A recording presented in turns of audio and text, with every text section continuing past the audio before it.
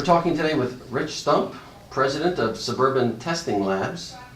Rich, thanks for taking time today. Thank you for coming out. Suburban Testing Labs, that's a little bit different than what people might know your company name. Talk about that change in name. Okay.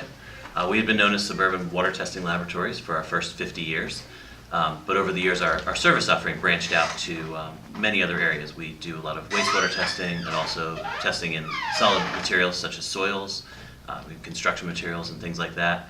We found that our name was actually starting to limit us, and people were coming up and saying, hey, do you do this type of testing that was a little bit outside of our namesake, but very much our core business. Right.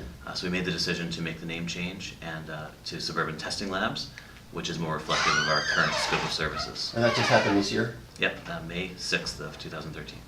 And let's talk about those services. You do primarily water testing, but talk about some of the other things that you do. Okay. Primarily we test water, wastewater, and then solid materials, such as soils, for contaminants that are present in the environment or that could be harmful to the environment.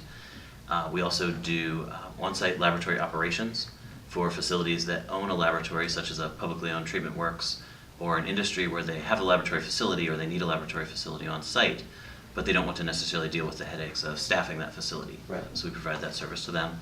And then we also have a pretty robust field services team that can collect samples from just about any source that we throw at them. Now, as you're talking, it occurs to me that you're testing water samples, Marcellus Shale. There's a lot of talk about the water quality. Have you picked up any work in the Marcellus Shale area? Well, the Marcellus Shale testing business has definitely been a booming one, and a lot of our laboratories that we are friendly competitors with or that are outside of our coverage area are very heavily involved in that.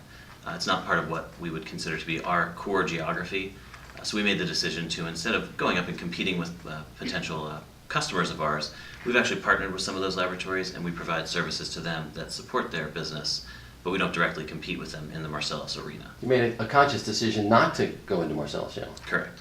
And that gets me to a question that I was wondering about. Most of the people that I talk to for these, they, at some point, someone will usually say something about government regulation, there's too much of it. It seems like your company may actually benefit from government regulation because you're testing to make sure people are in compliance. Yes? That is true. A good bit of our business is regulatory driven, primarily to protect public health or the environment. And we're big proponents of balancing environmental protection with the economic and technological realities of our current situation. So there are some regulatory programs that really drive business our way, but there are also regulatory changes and things that happen that are still difficult for us as well. Give an example of one of those. The Affordable Care Act is probably the one that is coming up that is the most challenging for all businesses. I've heard something about that. And for us, one of the biggest impacts is I believe that there needs to be some changes to the healthcare system, obviously, but the changes that we're starting to see coming down the pipeline now effectively are going to be fairly damaging to a lot of businesses.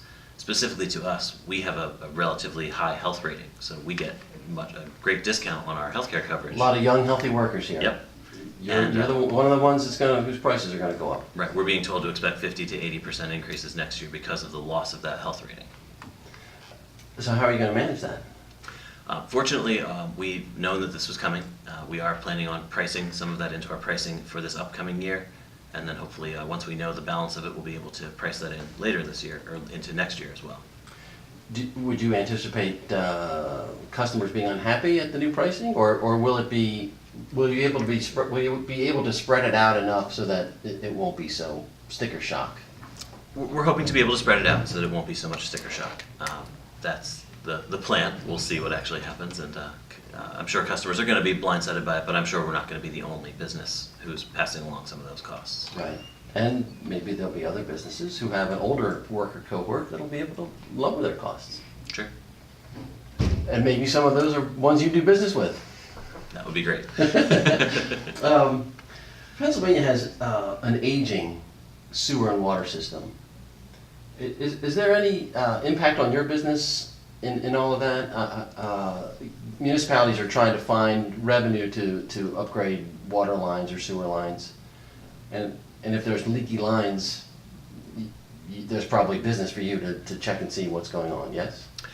We get a little bit of a side flow of business from that, especially systems that have a large amount of sewer systems that have a large amount of water inflow during a rain event called infiltration.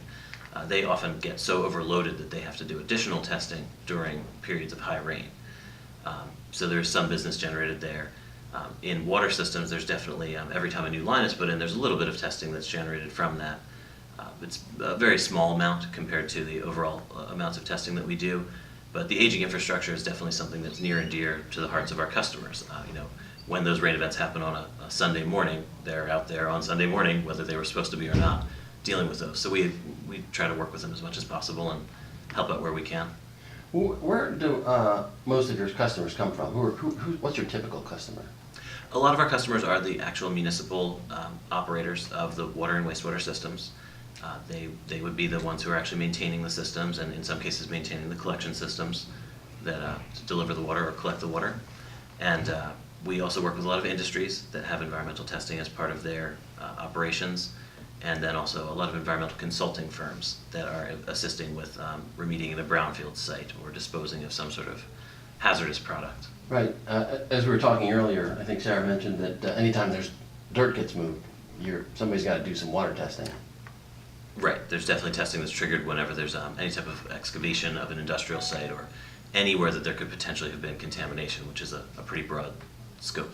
Is there much competition locally, or is it more within like eastern Pennsylvania? There's definitely some competition locally, and then there's been a large change in our industry. It used to be dominated by thousands of very small laboratories, and then over the years those laboratories have either gone out of business or been purchased by larger labs. So consolidation. A lot of consolidation, and that happened over the last 2 decades. Recently, it's actually the consolidation has been coming from international corporations coming in and buying up the networks that were already in existence in the country.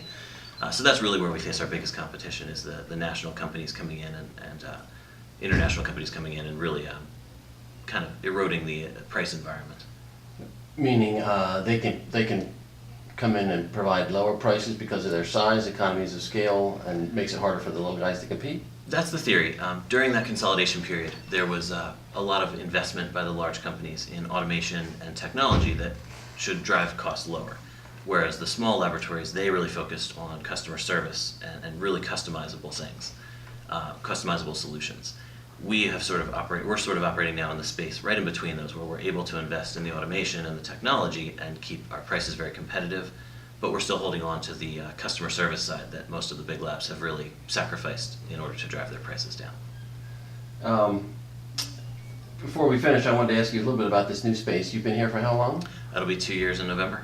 And what do you hope to go in the future? Do you think you can grow into this space, or what comes next for the company? Okay. Here.